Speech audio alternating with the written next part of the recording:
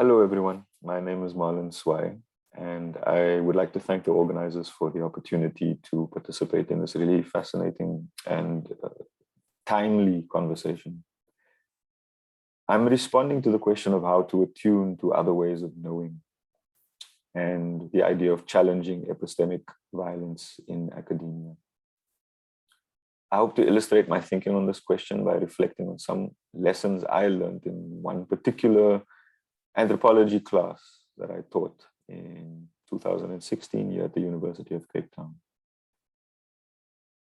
So I arrived back at UCT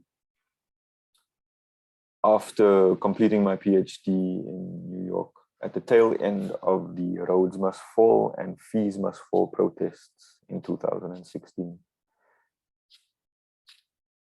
Now,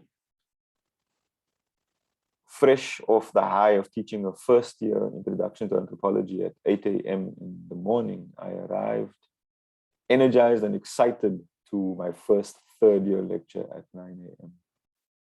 I immediately felt a very different energy though with this class compared to the first year class that I had just been in. They were unresponsive, they were seemingly disillusioned, and there was just no cohesion in the collective. But why? I worked diligently on transforming my section of the curriculum to be inclusive of a range of subject positions, centering non-normative and counter-hegemonic voices. And I included plenty of multimedia components. I was proud of it, but this session and the subsequent ones with this class made me confront the stark reality that decolonizing the curriculum necessitates so much more than just changing the kinds of readings we prescribe. I would summarize one core part of the barrier to learning in this instance as disenchantment. Now, maybe it was a combination of fatigue from having undergone RMF and FMF and fatigue from being close to the finish line of a three-year degree, but nothing I did in the lecture theater seemed to be working. So desperate to shift the dynamic, I took the class outside into a little courtyard on campus.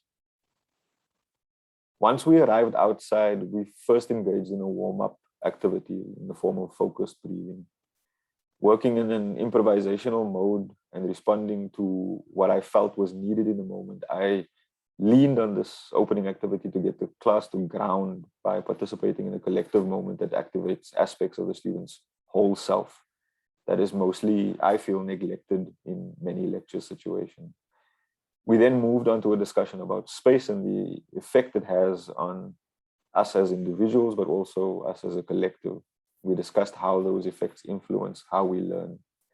From the safe distance of the courtyard, we dissected the lecture theater by thinking about how the physical aspects of the room contribute to shaping power relationships in it. We contemplated the hidden curriculum inscribed in the architecture and compared it to the possibilities in this new space outside. Students reported being able to locate new ways of understanding their learning context beyond the theoretical. For instance, they observed that the fixed seating prevented us from changing the way we were orientated spatially, locking all bodies in an arrangement that predetermined who was the learner and who was the learned. The activity deepened the investment of the most antagonistic students I felt in the discussion, who now seemed to feel empowered to name some of that which was bothering them about the classroom experience. They now began to compare the lecture theater to the courtyard and theorize the pedagogic possibilities and limitations in both of them.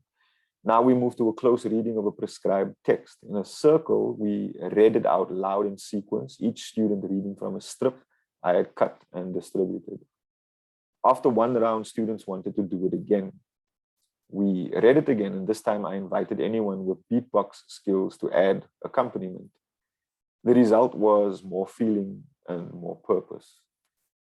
After the third time, the group had gone through an experience together that involved being vulnerable and holding each other in the very intimate space of the cipher circle, while leaning on the text as the central anchor. Students commented that having to face each other in this way, in a circle, created an accountability that was not there when they were all facing one lecturer and seeing each other's backs. The debrief of the short story reading had students unpacking the difference between the relationship that they felt for the texts outside and inside.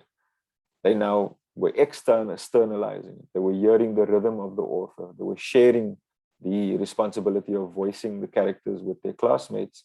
And this all contributed to a deeper reading of the text in which the stakes were raised, thereby amplifying each participant's sense of presence in the activity. This moment was the beginning of a forging of a cohesion in the epistemic community of that class. We would then go back to the lecture theatre with a heightened and embodied awareness of its weaknesses and its strengths. Now, I know that working in circles is no newsflash for all of you, but the really generative moment for me here was that instead of assuming that everyone in the class learns in the same way, and instead of simply dismissing the space as only a colonial imposition, which was now a justified tendency in RMF's wake, students reported feeling empowered to move beyond the place in which they were triggered by the space to a mode in which they were able to evaluate its uses and misuses comparatively and critically. This class was a revelatory moment in my teaching practice because it demonstrated to me that once one draws pedagogical strategies from as many epistemological traditions as are represented in the room, hip-hop's cipher circle is but one that I drew on in this example, then one is able to achieve a re-enchantment of the process of learning in the most challenging educational situations.